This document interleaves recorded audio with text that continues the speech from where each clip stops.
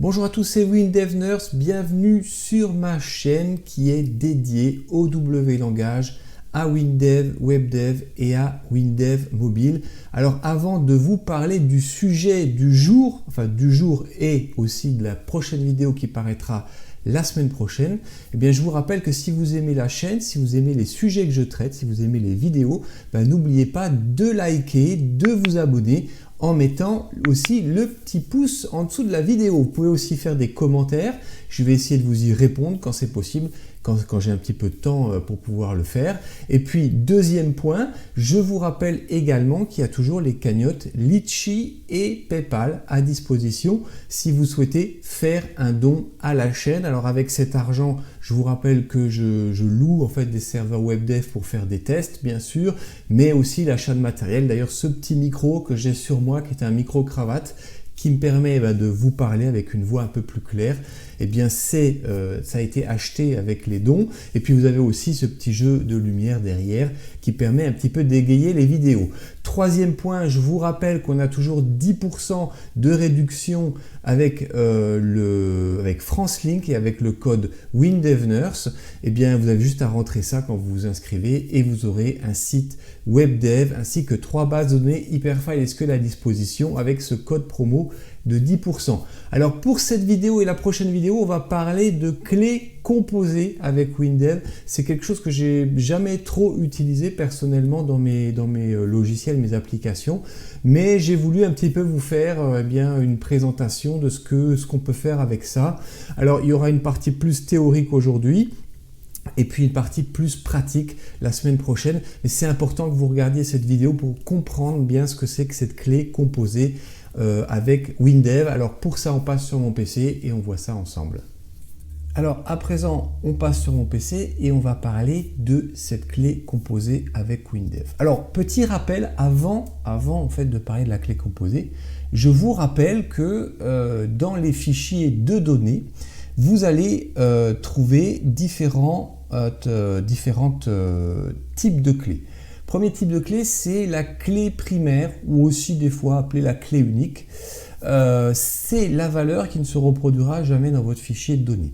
Rappelez-vous, quand par exemple si on fait une clé unique sur un nom, comme Dupont ou Durand, il y a quand même un risque qu'un jour on ait un client qui ait le même nom. Donc ça ne fonctionnera pas. Pourquoi? Parce que WinDev et le fichier de données d'ailleurs n'acceptera pas que vous puissiez avoir deux fois la même clé unique ou clé primaire dans votre fichier. Alors pourquoi ça? Parce que rappelez-vous, on avait fait un cours là-dessus, on avait fait un petit peu une vidéo sur la clé unique. Regardez, c'est la vidéo 121 si vous voulez la regarder.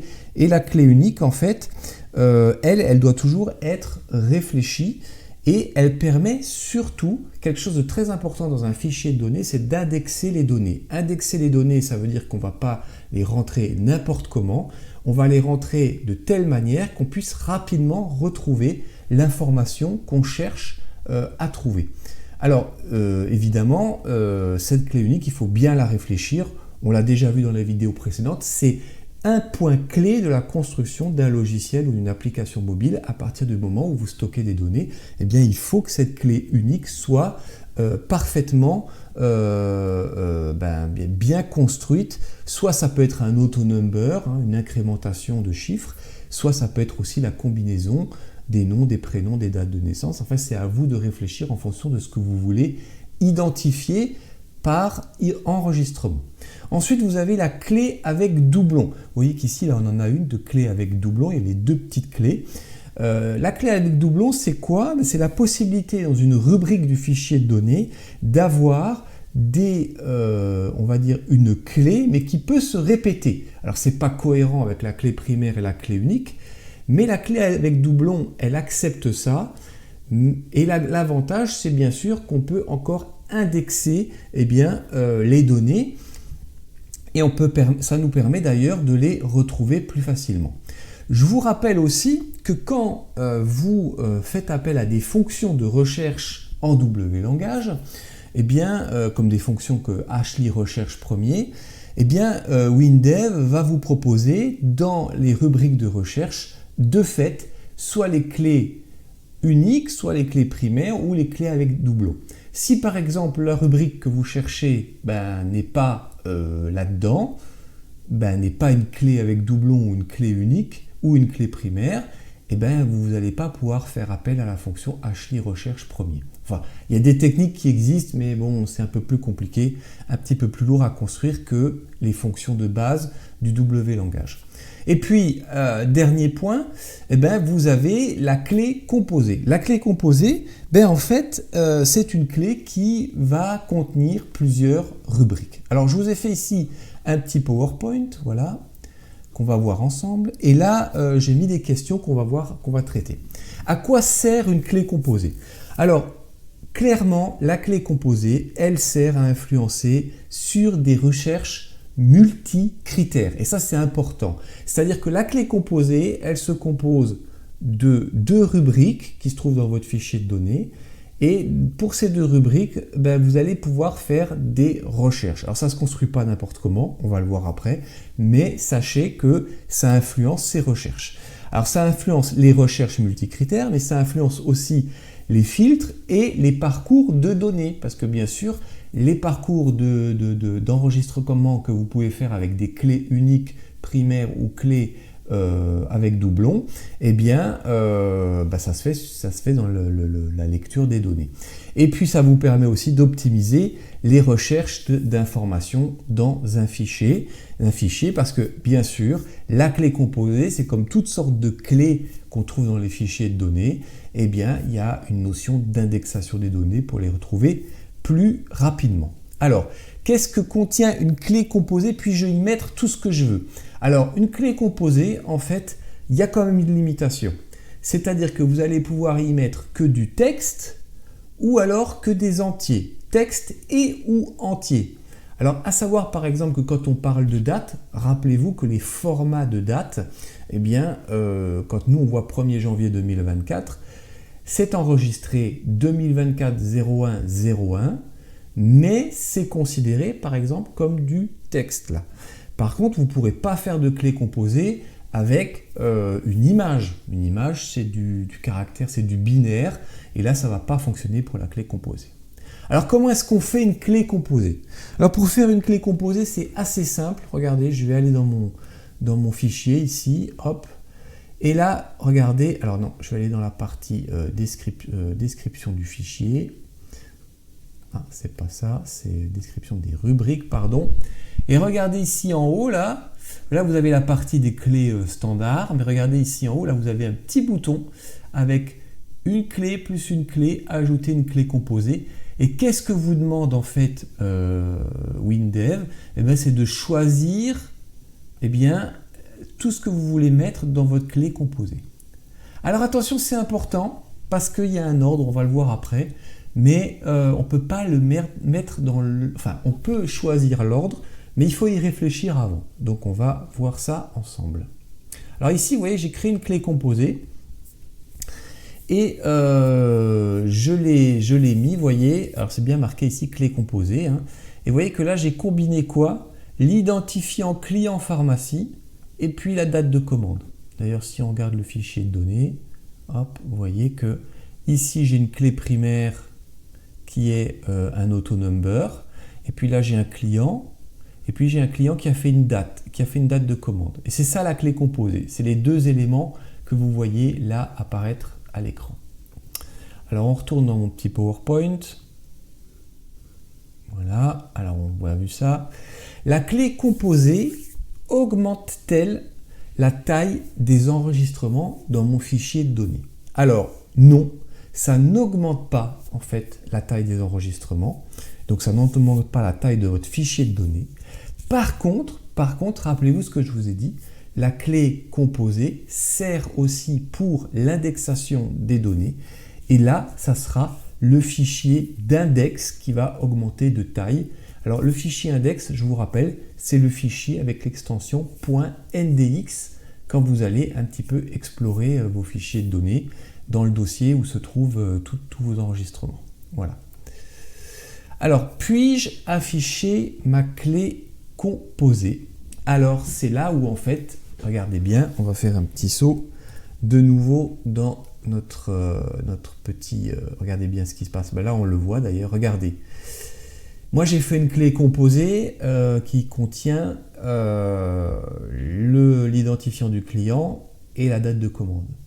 Et là, j'ai une rubrique qui s'appelle ici commande. Bon, là, j'ai marqué simplement les informations pour la semaine prochaine pour qu'on puisse bien voir que les informations que je recherche par la clé composée sont les bonnes. Mais il n'y a pas, concrètement, ici, vous voyez, il n'y a pas de rubrique qui combine à la fois l'identifiant du client et la date de commande. Et bien tout simplement parce que, en fait, la clé composée, ce n'est pas en fait un fichier, ce n'est pas par exemple du texte ou des chiffres, c'est ce qu'on appelle en fait une information binaire, c'est-à-dire c'est des 0 et des 1. Et ça, on ne peut pas le voir. Et donc cette clé composée, elle ne peut pas de fait apparaître dans un champ parce que c'est du binaire.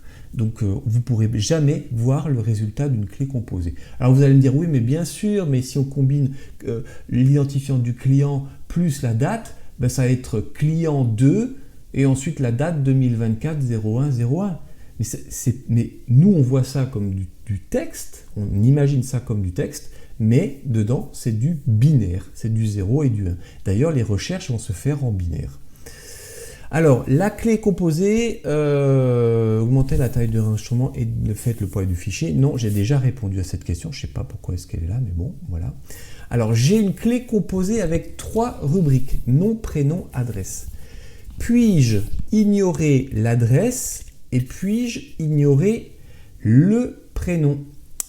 Eh bien, en fait, il faut comprendre que dans une clé composée, eh bien, tout va se lire de gauche à droite. Et à partir du moment où vous allez, en fait, oublier de renseigner un élément, par exemple, qui apparaîtra après le nom, enfin, c'est-à-dire si vous ne renseignez pas, par exemple, le nom ou le prénom, ben, ça ne va pas fonctionner. La clé composée, de toute façon, dans tous les cas, elle aura besoin d'avoir les éléments pour pouvoir se constituer. Alors, c'est à la fois le nom, le prénom, mais pas obligatoirement l'adresse. Alors pourquoi ?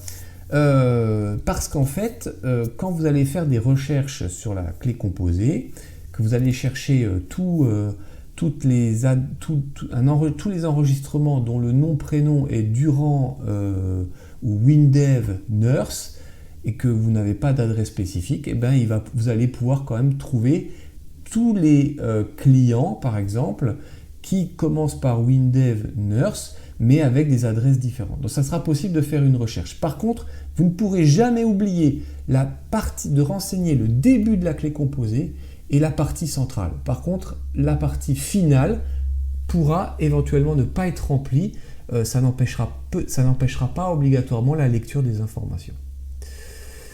Alors, dans cette clé composée nom, prénom, adresse, suis-je obligé de passer tous les éléments? Alors théoriquement oui, c'est ce que je viens de vous dire, mais dans tous les cas, si vous ne passez pas l'adresse en élément, ça pourra être quand même enregistré comme une partie, un champ vide dans la clé composée, donc ça ne sera pas un problème.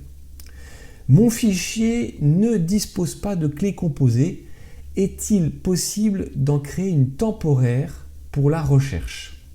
Alors, on ne peut pas créer de clé composée temporaire dans un fichier de données. Ça n'existe pas. En fait, il faut que cette clé composée puisse, il faut qu'elle existe pour pouvoir en fait l'utiliser. Alors, c'est assez drôle d'ailleurs parce que quand on fait des recherches sur Internet sur cette notion de clé composée, on voit qu'il y a d'autres bases de données comme SQL, Oracle ou MongoDB, etc. Elles ont déjà en fait ces clés composées intégrées. Et ce qui se passe, c'est que vous n'avez pas besoin en fait de les créer comme avec Windev. Des fois, c'est critiqué avec Windev, ça, mais bon, c'est pas non plus voilà, c'est pas. Alors, et si je mets une clé composée dans tous mes fichiers comportant toutes les rubriques, ce serait pas une bonne idée pour faire des recherches? Ah ben oui, on pourrait se dire, tiens, moi j'ai 5 rubriques, je crée une 6e rubrique dans mon fichier de données qui est une clé composée de ces 5 rubriques pour faire des recherches. parce que comme ça me permet de faire des recherches multicritères, c'est vachement pratique. Alors non, c'est pas une bonne idée, parce que déjà, l'ajout d'une clé composée ralentit les opérations d'écriture. Alors bien sûr, dans les cas que je fais avec vous, il est clair que c'est pas vraiment un problème, dans le sens où on a quand même très peu de données, et que moi je suis seul en direct sur la base de données à enregistrer des informations. Alors là, il faut s'imaginer que si vous avez 200 personnes qui travaillent sur la même base de données, alors là ça va devenir un calvaire total, parce qu'en fait la clé composée, elle est construite par le système de gestion de base de données. Ici sur mon PC c'est en local quand je fais mes exercices, mais si par exemple vous avez une base de données qui se trouve sur un serveur Hyperfile SQL, ben c'est le serveur qui travaille en arrière-plan pour créer la clé composée. Alors des fois ça peut quand même provoquer des gros ralentissements et ça peut faire bugger ou ralentir les accès. Ensuite, c'est pas une bonne idée parce qu'il faut faire attention aux clés incluses. Les grandes clés composées contiennent généralement des clés plus petites. Voilà, c'est simple, regardez, moi je vous ai fait un fichier avec des clients et avec une date de commande, mais il faut imaginer qu'on peut avoir des clients, des dates de commande, des références de produits, etc. etc. Et en fait, souvent, quand vous faites une clé composée, en fait cette clé composée, quand vous la mettez en place, c'est parce que vous savez déjà quel type de questions vous allez poser au fichier de données. Donc vous savez par exemple que là, dans l'exercice que je vais faire la semaine prochaine, on va surtout faire des recherches sur des clients qui auront passé peut-être des commandes à certaines dates. Et donc là, je sais que cette question va souvent revenir, donc je construis ma clé composée. Mais bien sûr, pourquoi construire une clé composée, par exemple client, date et référence produit, alors que finalement je n'ai besoin que de faire des recherches sur les clients et les dates. C'est pas la peine de rajouter les références produits. Et c'est ça d'ailleurs la clé incluse. La clé incluse, c'est le fait que vous avez déjà une clé composée qui est très longue, mais en fait, vous n'avez pas besoin de tous ces éléments et vous aviez déjà créé dans votre fichier de données une première clé composée, parce que bien sûr on peut en créer plusieurs, des clés composées dans le fichier de données, mais la première clé composée, en fait, elle prend déjà les premières parties de la plus grande clé composée que vous aurez sur le fichier de données. Donc là, en fait, c'est pas très intéressant et c'est ça les clés incluses. Voilà, donc je vous dis maintenant à la semaine prochaine pour pouvoir un petit peu étudier cette clé composée. Vous avez vu, j'en ai déjà créé une dans mon fichier de données. Et puis ce que je vais faire, je vais essayer un petit peu de vous montrer comment est-ce qu'on va utiliser des fonctions en W-langage pour faire des recherches sur ces clés composées et puis à quoi ça peut bien servir en pratique dans nos fichiers de données. Je vous dis à samedi prochain et d'ici là, portez-vous bien. Allez, bye bye.